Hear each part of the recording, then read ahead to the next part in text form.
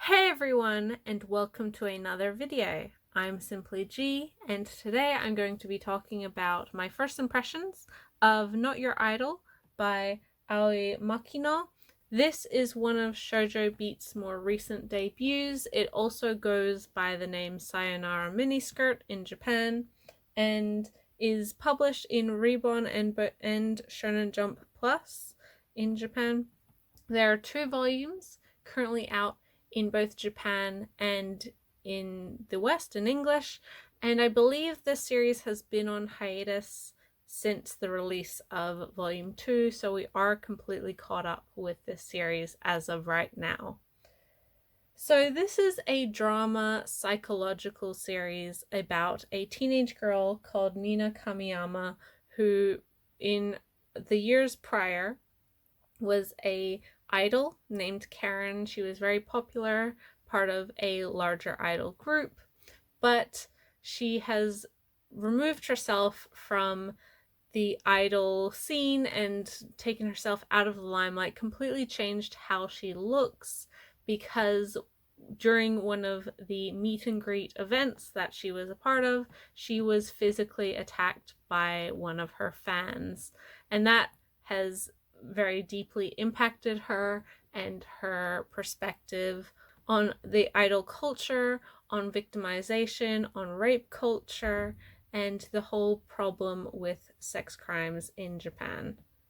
Since her attack, she has really reevaluated how she perceives herself, how she perceives relationships between men and women, and sort of the overall dismissal of physical violence and sexual violence within society and especially within Japan. So now she's living as sort of a normal high schooler. She's cut her hair. She wears the pants to her school's uniform. So she really doesn't like to advertise that she's a girl because of this past trauma. The other thing is that her attacker has not yet been caught, and there's no real answer to who he was or what his motivations were. He attacked her with a knife and actually was able to cut her arm. So it has obviously caused a lot of mental strain, a lot of trauma to this young teenage girl. A lot of her classmates find her very odd, very standoffish. She doesn't like to intermingle with people in general, but especially not guys. Until, that is, she meets Hikaru, who is part of the judo club at her school, who's one of the few people who treats her like a girl, gives her the respect that she deserves, and he has also discovered that she was this idol in years past. So she tentatively strikes up a friendship with this boy. He says that he's known about her for a while because his sister is a really big fan. His sister was also a victim of sexual assault at her school, and so he can really sympathize and empathize with her being uncomfortable, with being afraid, with being just not over the trauma of what happened to her when other people may just dismiss it or may call her overreacting. As we get to the later part of this volume, though, a lot of the drama and the tension and the psychological aspect really comes to the forefront, where our protagonist, thanks to the support of some of her friends from her idol unit, are starting to question this friendship that she's started with this boy and starting to question whether he actually is a good guy who does just have like an innocent reason for wanting to be her friend, or if he is somehow more diabolical and taking advantage of her vulnerabilities by exploiting her personal trauma and manipulating her feelings in order to be more inclined to be friends with him and possibly closer to him down the line. It's I love this book a whole lot. I don't say it's not every day that you find a very purely feminist piece like this, especially as I think a lot of people still regard the word feminism and feminist as kind of a dirty word. If you feel that way, then stop watching my videos. I think my channel is not for you. But this really, it talks about so many very important, valid, current issues within culture and society. The realities of living within a rape culture where physical, sexual, and emotional assault is kind of hand waved, or the culture of victim blaming, the idea that if women only present themselves a certain way due to wanting to be attractive to guys, whether that be male or female perpetrating or being the victim. Like, this is not just a women's only problem, but unfortunately in the society, in the culture that persists in the modern day and has sort of existed for centuries, it is generally women who find themselves victims of these sorts of things. But oh my goodness, oh my goodness. Okay, so I loved the fact that this series really brings our main character into what she's feeling, into validating her emotions, but also showing her own self-doubt, her own wavering of her ideals, and questioning her own position, which, if you've met anyone who has been a victim of a sexual assault or a physical assault as well, there is, especially women, there's always a level of, maybe everyone who's telling me that I'm responsible for this, that it's my fault, is right. Maybe I am overreacting. Maybe it is dumb to be upset about this. It's, oh man, I don't think I've seen that in manga ever, maybe. But it's done so well.